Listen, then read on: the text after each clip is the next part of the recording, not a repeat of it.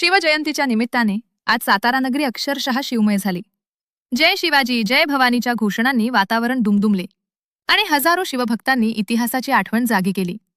छत्रपती शिवाजी महाराज यांच्या जयंतीनिमित्त आयोजित जय शिवाजी जय भारत मेगा पदयात्रेत तब्बल 12,000हून अधिक नागरिक सहभागी झाले.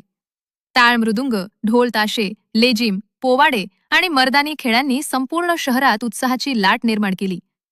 गांधी मैदानातून सुरू झालेली पदयात्रा शिवतीर्थ पोवई नाका येथे महाराजांच्या पुतळ्यास अभिवादन करून संपन्न झाली. रस्त्यांवर रांगोळ्या, पताका आणि विद्युत रोषणाईमुळे शहराला ऐतिहासिक स्वरूप लाभले.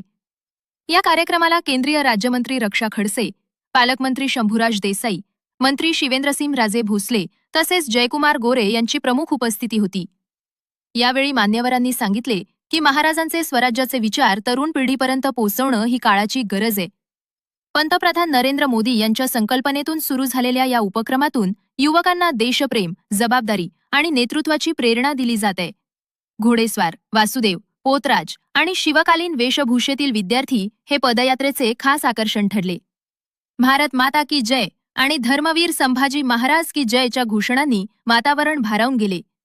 शिवछत्रपतींच्या प्रेरणेनं देशभक्ती जागवणारी ही पदयात्रा साताऱ्याच्या इतिहासात एक भव्य सांस्कृतिक पर्व ठरलीये.